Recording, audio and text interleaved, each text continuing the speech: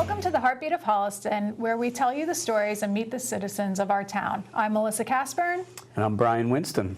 I haven't seen you in a while. How's summer? Was good? Summer was good. Fall's off to a good start? Fall's off to a good start. We're doing some college applications, getting things rolling, so it'll be nice to have that behind us. Sure. Yeah. Exciting and busy. Yes, always. You too? Yes, everything's been going great. It's always, I'm a teacher, so in my day job, so always a busy time of year, especially in the beginning of the year. But so far, so good. All right. So far, so good. Coming up on the show are two organizations that work to benefit our town. You'll hear from the Holliston Community Action Fund and the Upper Charles Climate Change Committee. We will also learn about the latest agricultural preservation project will be voted at the town meeting. We welcome fall at the Holliston Historical Society's 39th Annual Country Harvest Fair, and we'll meet the new basketball coach at Holliston High School. Finally, you'll hear about Metro West's cultural gem, the Claflin Hill Orchestra. To start this evening, we're going to be talking to the Holliston Community Action Fund, or HCAT, which provides emergency assistance grants to citizens, community betterment, financial support to projects that benefit the safety, citizenship, or education. It also has a student division that is tasked to organize events that support the youth of our community. So let's welcome John Drohan and Megan Gentile of the Community Action Fund. Thanks for joining us. Thank you for having me. Thank you. So for our viewers that don't know much about the Community Action Fund, why don't you tell us a little bit about how it started and kind of what the mission is? So I can talk about the fund. The Community Action Fund, it was organized, originally it really started about 10 years ago with the Holliston Business Association. It was a fund that was designed to just provide emergency assistance grants. Thank you. To people in need in Holliston. When the HBA first kind of restarted, we were looking for something to raise money for, and that seemed like it was a good opportunity to give back to the community, to people who really were in need. So that's where it started, and then about a year and a half ago, we decided that we were going to turn it into its own 501c3, and so now it's its own nonprofit. And with that, we expanded it a little bit, and we expanded it to community betterment, which is, as you had mentioned, it's designed to support projects or programs that are going to make our community, not only our community, but also any surrounding communities better, and then help it in any way that we can. And then there's which is kind of the thing that's near and dear to my heart, is the student division. And the student division is a youth organization, kind of a youth branch of the Community Action Fund. And their job is to, again, support the 501c3, but at the same time, do it in a way that helps the youth of our community. Now the student part, that's a little bit newer, right, Megan? Yeah, so it just started about last year, I think. Yes. And how many students do you have right now? I'd probably say maybe 25 people probably show up at the meetings each week. So we have, we're about 25 strong. Last year at our spring event, we had 50 people that were there. So on the roster we have about 50.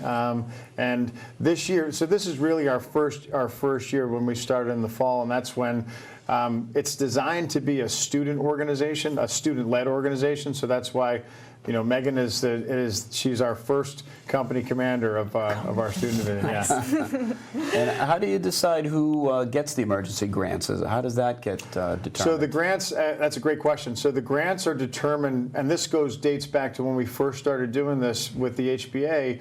All the grants go through the Department of Youth and Family Service. So and this was designed specifically because people who are asking for help, it needs to be confidential. It comes in, it's for people who are hurting at that time in their lives. So Youth and Family Service, they said, we're happy to kind of do the screening for it. So Jackie Weiner, who is the Director of Youth and Family Service now, everything goes through her. So if somebody wants to apply for a grant, they go to Youth and Family Service. She screens it, and she's the one who determines whether or not they qualify. And all we do on the board is just determine how much money we can afford to give them. Yeah. That's great. So if anyone's concerned about confidentiality or anything like that. It's really, the way we do it is great because, as a board, we don't want to get involved with kind of trying to decide if you should get it versus you. So everything goes through Youth and Family Service, and it's a great opportunity for them because now they have another means to give money back to people who need it. And how do you raise the funds to give out?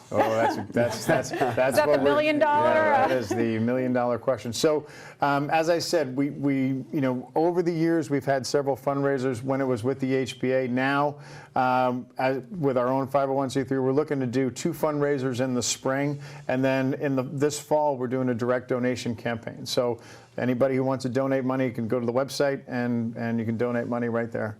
And so the students are doing the same thing. They're going to, they're planning on doing a fundraiser as well, again, to support their arm of it. Mm-hmm.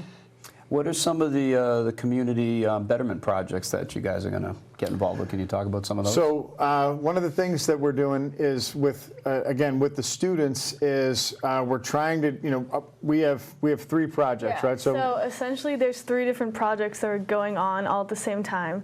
The first one we call is Stop Vape, which is our substance abuse program. So we're trying to tackle vaping and other substance abuse, especially within the schools. Mm-hmm. Our second one is Take Action, which is our community outreach program. So that's just pretty much going out to see whatever the community needs and what we can do to try to help them. And then the last one, which is kind of our newest addition, is Everyone Matters. And in Everyone Matters, we're just trying to make sure everyone feels like they're accepted and has a place within the community in the school. So the cool thing about it is we have, like, when you ask, like, how can we do community betterment, we've hired all these kids to be our workforce and kind of do all the work. So they're gonna take the Take Action program. They're gonna go out and we have squads of teams that are gonna be able to go out and help at the Historical Society or help at the Senior Center. And then the Operation Everybody Matters. That's these guys. They're gonna change the world. They're gonna make everybody feel like that. They have a place to go, and starting with the youth, that there's always some place for them if they don't have anywhere else to go, Now, is there a way, if there's other students who are watching that want to get involved, how do you just come to the meeting? What's the best way for a student? Yeah, so I mean, the best way, I guess, would just to start coming to the meetings, which we have on Monday night, but if you have questions, I guess they could contact me and ask, and I could direct them to come. Yeah, go to the website. The direct contact is you can go to you can get us through the website, hollistoncommunityaction.org, and then if they and then all the contact info goes from there. So as Megan said, meetings are every other Monday. So we do them at the high school. If people can't make meetings, that's okay.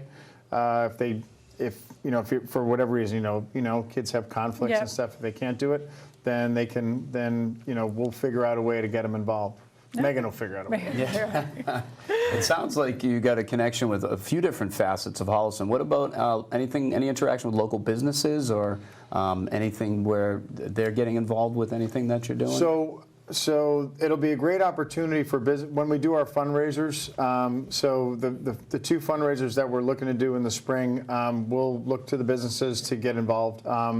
For sponsorship, business sponsorship is always a great way for businesses to kind of get the best of both worlds. They can support, but at the same time they can get some notoriety for their business. And that was kind of how it all began back with the business association. As we tried to, the businesses, we wanted to have a way to have them give back to the community.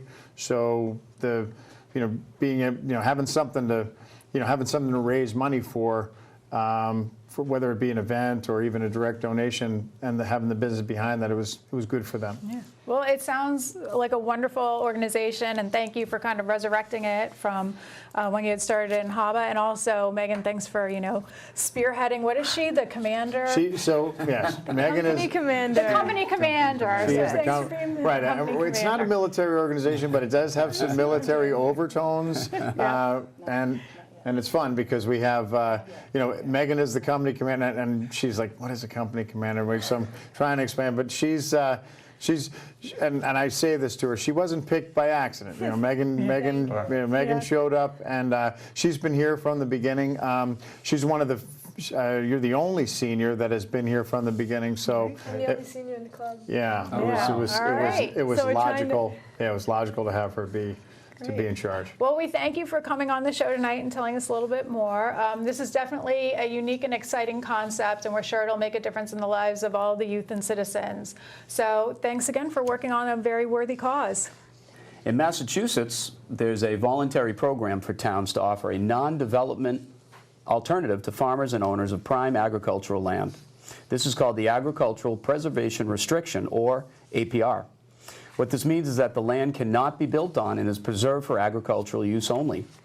Holliston has the opportunity to preserve 28 acres on Highland Street on the border with Ashland, shown in red on this map. The project is called the Thistledew Farm. It'll be funded by grants from the Sudbury Valley Trustees and the Massachusetts Department of Agriculture. In order to receive the grants, voters will be asked to approve Article 6 at next week's special town meeting to commit $500,000 of community preservation funds toward the cost of securing the land. The final piece of funding will be from the owners of Outpost Farm, who will purchase the property for the agricultural value and continue to farm the land. We visited the site and met with 3 of the people who are instrumental in this process. This morning, I'm standing at the top of Highland Street on some prime farmland. We're going to find out what could be the future for these 28 acres. AJ, can you tell us about this land? Sure. It's been here for about 60 years. We've been farming it, and it is a prime, as you said, prime piece of agricultural land, and we're trying to save this 28 acres or so. And it could be houses up to 7 or 8 or cluster development, but these agencies and groups are coming together. We're going to try to prevent the houses being built on it. How did it become such prime land? Tell me the history. Well, it used to be Waseca, and they farmed it for, I don't know, a long time. Then Charlie Nickerson purchased it from Waseca, and he farmed it, and we put a lot of care into it, and turkey manure and green manures, and over the years the soil's become very valuable for growing crops. Lixie, tell me, what's involved in this process? So what happened, AJ is right, 2 years ago, the Open Space Committee was contacted actually by the Sudbury Valley Trustees, which is a local conservation group. And they'd been connected to Charlie, who told them that he really wanted to preserve the land for agriculture, but he also wanted to preserve the wealth, the value of the land for his heirs. And so he applied to the Massachusetts Department of Agricultural Resources for what's called an agricultural preservation restriction grant. So the way that basically works, it's a state program that's actually part of a larger federal program that recognizes that there's valuable farmland that farmers might not otherwise be able to purchase because of the value of the land. So this land is actually worth to a developer over $1 million. So Charlie had a choice, sort of, does he sell it to a developer and then get the assets to pass on to his heirs, or does he try to find some way to preserve it? So he decided to try to preserve it, and so he applied for this grant, and he got it, which is about $465,000. So that gives us as a town an opportunity to come up with the other portion of that money, and then Outpost Farm will then buy it at its agricultural value, which is $290,000. So it's a great program that allows towns and communities to sort of preserve prime farmland that otherwise might end up going into development. You know, this is prime farmland, and actually when the federal agency came, because we did receive the grant, we're just waiting for the federal approval right now, and so they came and they did a site visit, and they said this is prime farmland, and actually their grant is the value per acre is more than what they usually give. They recognize that this is really valuable property, so the grant is actually larger than what most communities would get for this size of a property. We are very fortunate. That's incredible. That's great. So tell me a little bit more about the green space aspect. I understand there's a linkage that could go on with this. So one of the reasons why this property is so attractive to us is not just for the agricultural value, but because it is located next to the Warren Woods across the street, and also connects to the Waseca Audubon property, which is down the hill. And so AJ's been great about working with us to try to think into the future future about how do we create some trails around the perimeter of this property that can connect to those other two properties. And we've actually been in touch with the Massachusetts Area Planning Council, and they're doing a much larger sort of regional trail system, and so they're very interested in working with us, and Audubon is interested in working with us as well. So we see this property as having two benefits, sort of saving the farmland and then also connecting it to some very valuable sort of conservation land that we know a lot of people are already enjoying it. That is exciting. So, PJ, tell me about how does this further the mission of our Agricultural Commission? Well, our commission is really excited to see all the parts of this deal come together. Part of our mission is to preserve farmland and also to enhance the long-term viability of agriculture in Holliston. This APR does exactly that. It preserves 28 acres of beautiful prime land for now and also for the next generation. Yeah, and this is really exciting because how many farms are there in Holliston now that are registered, sort of? I'm not quite sure the exact number, but I believe about 12. Mm-hmm. So this will be in addition to all of that open space and agricultural land, and it's beautiful up here too. It's just amazing that we can have this opportunity. Yes, it is, and the APR process is a wonderful tool. It was first implemented in 1979, and since then over 800 farms have been protected across the state for a total of over 70,000 acres that are protected. How did we get the name Thistledew Farm? I want to know. When Charlie retired from Outpost Farm, this was going to be his last farming project, so he called Thistledew in relation to This Will Do. So Thistledew Farm. This is his last farming project. Okay, so we went from Charlie This'll Do to a little more elegant name of Thistledew. Is that it? That's it. I love it. Thank you so much. For the Heartbeat of Holliston, I'm Chris O'Lawless.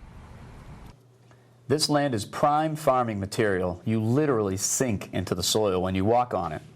The team effort among many committees and agencies shows dedication and cooperation. Don't miss town meeting next Monday, October 28th, and let your voice be heard on this and other important issues.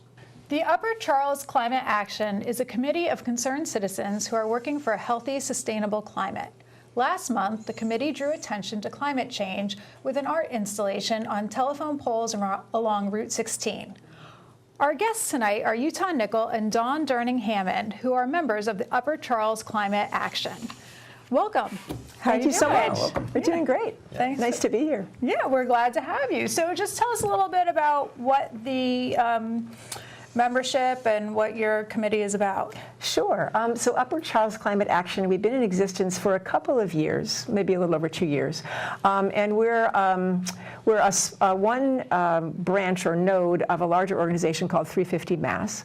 And the goal of 350 Mass is to basically slow and reverse climate change, ultimately. We work at the state and local levels. Mm-hmm. And our two biggest projects in Upper Charles Climate Action so far have been, we did a lot of work in our first year to help pass state legislation that increased significantly the amount of renewable and clean energy in our energy mix in Massachusetts. And then we have members in both Sherburne and Holliston, and we brought to both of those town meeting warrant articles to encourage the towns to get sustainability coordinators to help the towns move towards sustainability in terms of both residential and commercial and municipal energy use. Okay. So those are things we've done so far. Yeah. Yes. Perfect. And we had mentioned in the intro the art installation, and I remember seeing those. Did you see those posters along 16? Yeah. So tell us a little bit about how that, because I found it very impactful as I was I was like, why not? That's what we were hoping for. No, I thought it was really interesting. So how did that project come about? Well, it really was brought on to honor the International Climate Strike and Week of Action that was put on by our youth. And so they wanted adults and everyone to support their action because they're the ones that are going to have to live with what's going on right now. So it was kind of our way of kind of adding a visual representation to what the change of climate has had. So it was, since 62 years of increasing climate, increasing carbon dioxide levels from 1957 to 2019. And so we just kind of wanted to add another visual to that as you were driving along.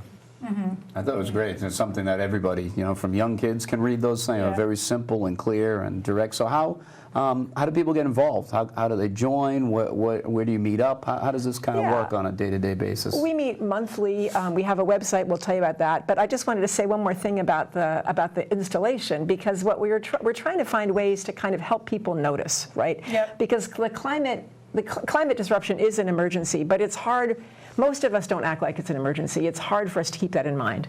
And I think one reason it's hard is it unfolds slowly and it happens intermittently in different places. So until like the firestorm or the record-breaking flooding or the record-breaking heat is like in our town, it's hard for people to notice that it really makes sense to prioritize this. But I think the reality is it would really make sense for just about everybody to prioritize this in any way that we can figure out how. So the installation, and I have to credit Utah with the idea, but it was like an attempt to get people to notice, oh, this is really happening. Yep. You can see the numbers, you can see the changes. But as to how to get involved, you want to talk about our website? Yeah, we have a website. It's www.ucca350ma.org, and that would be the best way to get with us locally.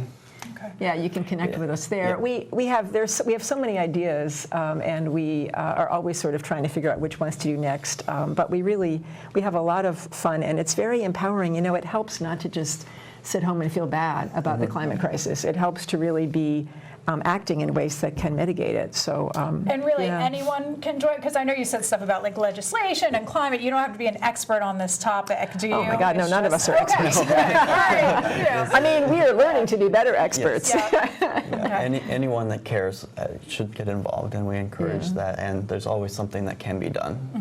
There's so many things that can be done. Calling Governor Baker about the Wayman compressor to attending lobby days and all of that. If anybody wants to do anything like today, they could call Governor Baker, because Enbridge is trying to build a big natural gas compressor station in Weymouth, and the people of the South Shore are really upset about it because they tend to be dangerous, and everybody else should be upset about it because we don't want to make big new fossil fuel infrastructure investments at a time when really we need to be moving away from fossil fuels as rapidly as we can. We need to be moving to sustainable energy in the next 10 to 20 years to avoid the worst effects of climate disruption. There's still time to really make things a lot better if we get coordinated, get collaborative, get smart, and kind of get unpassive, which is a lot of the problem is people's sort of passivity and distraction. Everybody has busy lives, and we get that. But come talk, come connect us with the website or reach us some other way, and we will be glad to pull anybody in. And I checked out the website. Very unique website, very cool design, and it kind of has that rolling effect. I was kind of glued to it, so I thought that was really cool. How many people in the organization about? Is there a number you can put on, or is it kind of ebb and flow? Our local node, again, covers Sherborne and Holliston areas. We're about some people in Ashland. And I think one person in Milford. There are a few, people who don't have a local 350 mass node near them sometimes come to ours because, they want to be working on stuff. Yes. But it's about, say, 15 active 16, members. Yes. And then another, half a dozen who sort of come in and out sometimes. And throughout the state? Oh, throughout the state. Or there's other. I should know that, but it's what 350 Massachusetts has 19 nodes now that cover most of the state. So there'll be one nearby you. One nearby, yes, and that you could get information from 350ma.org. But that's also linked out on our site. One reason we started our group is because the nearest one was in kind of focused like in Wayland. Metro West, they do good work, but it's just a haul. We wanted to be able to work locally. So Well, before we let you go, if somebody can't join the action but is just looking at home, what's the best way to kind of help with climate change just within your own little Well, as I said, you can call Governor Baker tomorrow about the Weymouth compressor station. I mean, there's lots of things we can do as individuals. We can put solar panels on our homes, which actually can be done with very little upfront expense.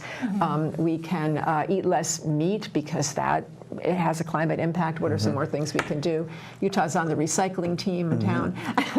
And I would also say, we passed the article in town to hire the sustainability coordinator, and that would be that's not someone that just benefits the town municipal buildings, but it could be someone that helps residents move forward and make a plan for them, because we all have a lot of work to do, but we can do it. So call your selectmen too, and say we'd like to actually implement this our town meeting warrant article that was passed last spring. And ultimately we can each do things individually, but collectively is where we're really going to have the most impact too. So even people who are homebound can connect up and write letters, make phone calls. There are lots of things we can do. Well, thank you so much for coming in. It was really interesting to hear, and I'm glad to meet the person in charge of that art installation. It was good. So thanks for joining us and for your dedication to this cause. For more information, you can go to the Upper Charles Climate Action Facebook page, or as we stated before, www.ucca350ma.org. Well, the Celtics and the rest of the NBA are making, on a completely different note, making headlines by tipping off their 2019-2020 season next week. Our own Holliston Panther basketball program has news of its own. A new men's coach, and his name is Mark Champagne. Coach Champagne plans to share his enthusiasm and love for not only teaching the game of basketball, but for working with student athletes to become the best teammates and young men they can be. Even though football season has just begun and our Holliston Panthers are off to a superb start, basketball season is just around the corner. And the Panthers and their fans have exciting news to toast: a new men's varsity basketball coach, and his name is Mark Champagne.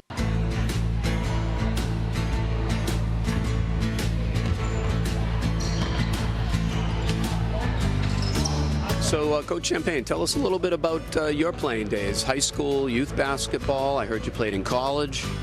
Well, I have good memories of this, Jim, playing at Medfield High School, and we played, so I graduated in 1974 when Dave Caligaris, and they had a great team then. So I have good memories of coming into Holliston and having pennies thrown at us as we came onto the court. I then went to Mass Bay Junior College and played for 2 years, and then to Southeastern Mass University, which is now UMass Dartmouth. And my college coach was kind enough to hire me to coach on his staff the next year, so that's what got me into coaching. So pretty much right after your playing days ended, you got right into coaching. Correct, and that was a little different for a young, immature man who was coaching kids he had played with.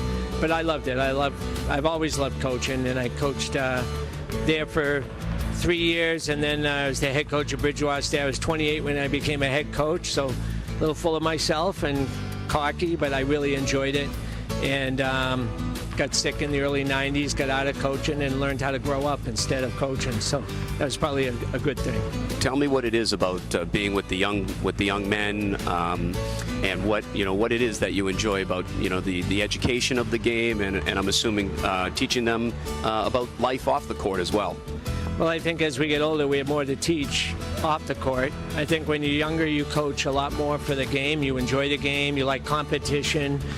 When I got back into coaching, a lot of it was motivated by having a young son myself and getting around youth sports. And I approached coaching for different reasons. I really liked being around young people. With all that I had learned, I had a really loose leash. And that allowed me to learn a lot of things along the way and to make mistakes but learn from it. I had a lot of people look out for me. And I think that's what I started doing when I started coaching high school. Ashland High School gave me the opportunity with Jim Adams over there. And I loved coaching there. I was there 6 years and really enjoyed it and learned how to look through the eyes of young people instead of my own eyes as when I was coaching college. And I think that was the best teaching thing for me. So, tell me about some of the philosophies that you have. Well, I think any coach now would be naive to think that kids don't take information differently than they used to. We all do.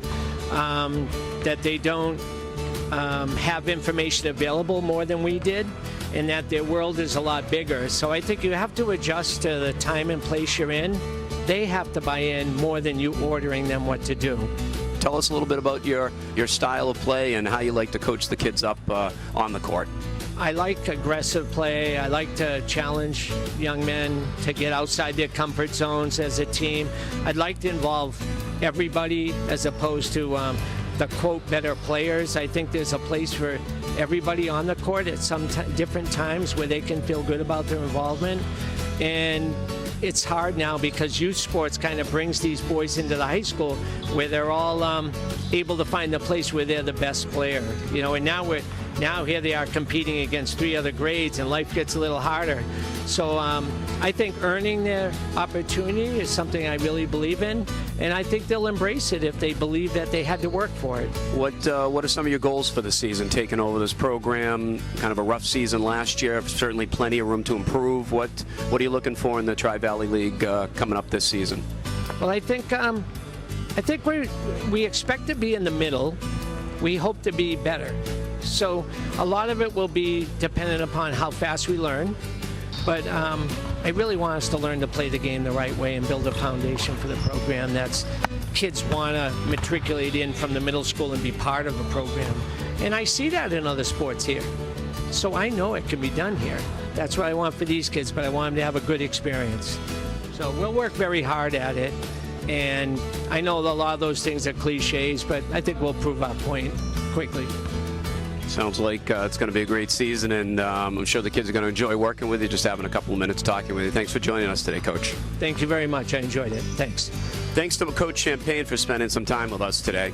Panther fans are excited about this new chapter of Holliston men's basketball. I'm Brian Winston for Heartbeat of Holliston.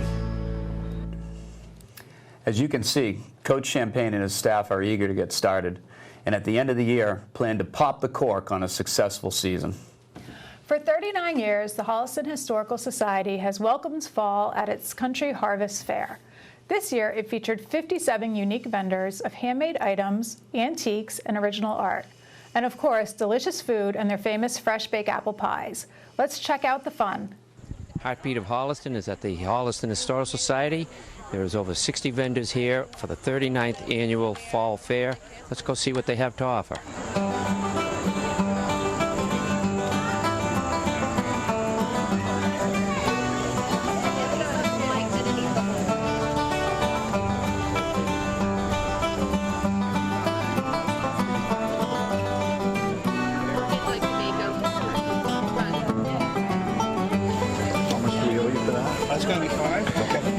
Nancy, thanks for taking the time to talk to us. Tell us a little bit about the Historical Society.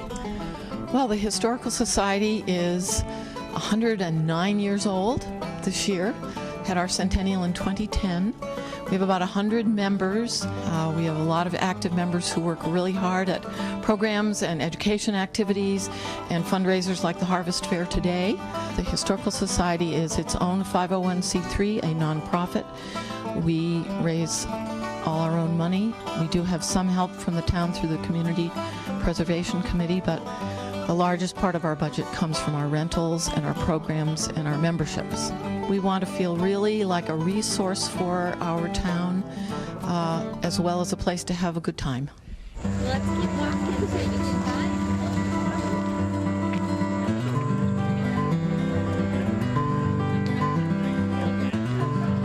Tell us now, you've been here almost 20 years? Pretty close to 20 years, and it's been, one of my favorite festivals in the area to do.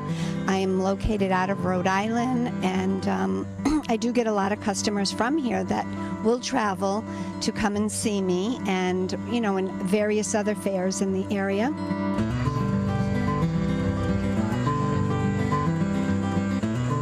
I am a photographer. I take a lot of wildlife shots, landscape. I will do photo shoots, commissions. How do you think you're going to do today? I hope very well. I've worked this fair before when I worked for somebody else making Molly's Apothecary, and it was always a great fair, so that's why I picked this one. How many years have you been coming here? I come around 10 years.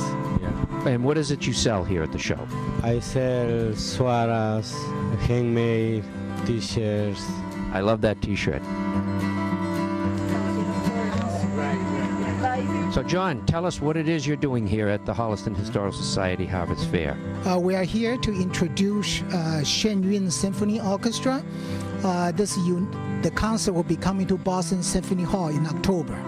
This orchestra combines these classical Chinese instruments with complemented by 4 Western symphony orchestras. So their music is really unique. With these Chinese instruments, this one is a Chinese violin, and this one is a Chinese lute. We make the chili. We make the chili from scratch. Actually, everything we serve is pretty much made here, homemade. So tell us, what else besides the chili do you make?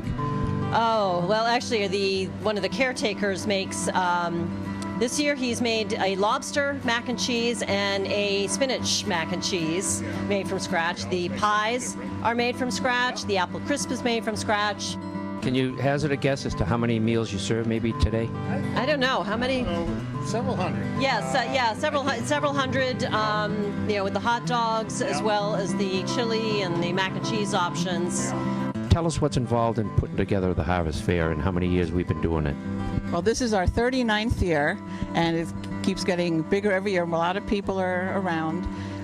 We start contacting vendors like in December, letting them know the date for the following year, and the applications start coming in right in January. And you typically get how many vendors total?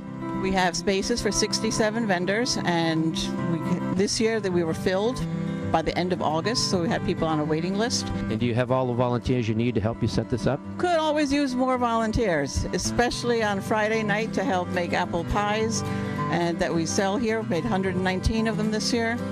And the day of, there's always things that need filling to make popcorn and sell soda, and especially on a day like today that's really warm. This event has been a huge success, as always.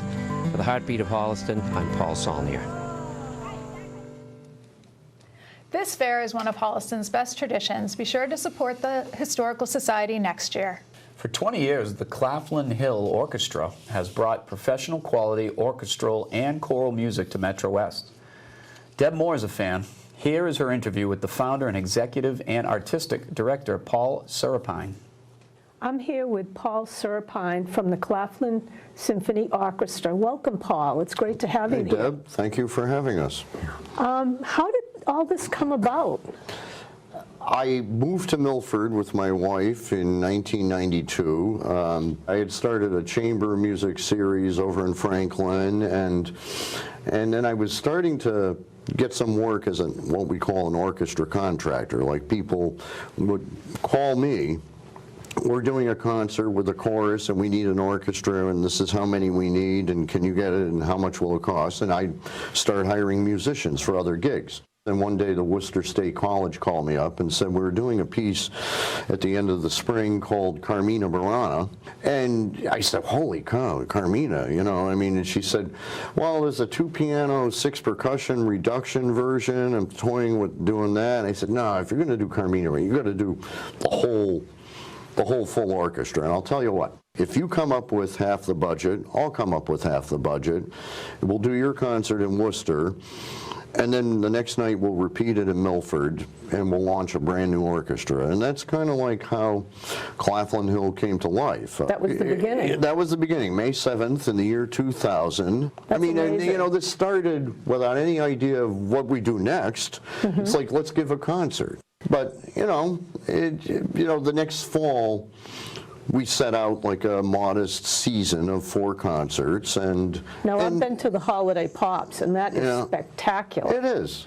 It's comfort music food, old traditional style holiday music. And you have the chorus there. And we have the chorus. We didn't always have a chorus, but we started having choruses. New World Chorale, which has been a frequent performer along with us all the way. They started 20 years ago, too. They're going to be on our season opener. How many members of the orchestra do you have? Well, it varies concert to concert, depending on the programming we're doing.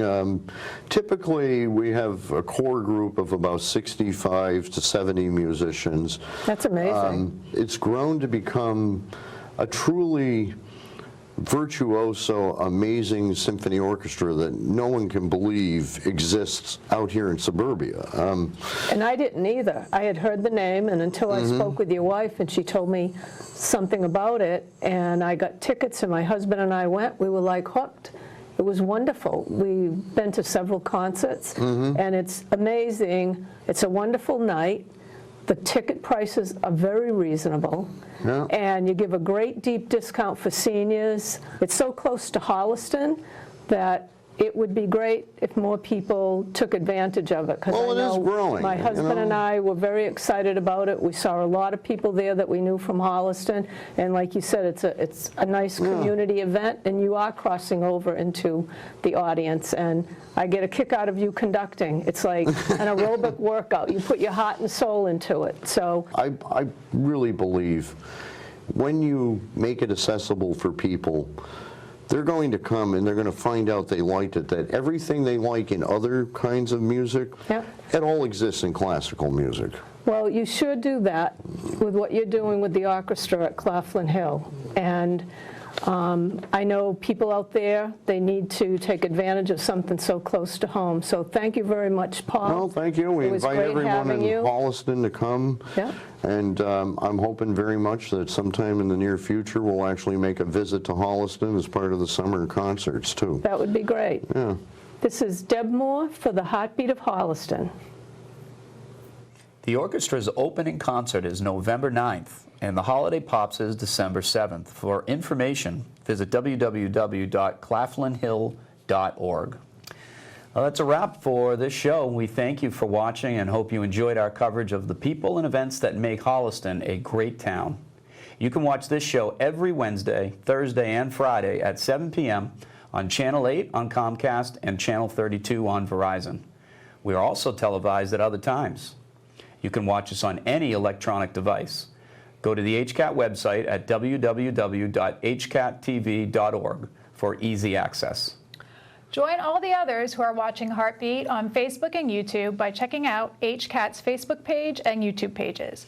We also have an updated e-blast function which sends out announcements when new shows are scheduled to air.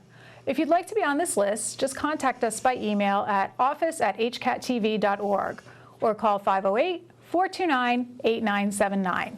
With an e-blast, you'll never miss a show you want to watch. That's it for tonight, so good night, Brian. Good night, Melissa. And good night, Good night, Holliston. Holliston.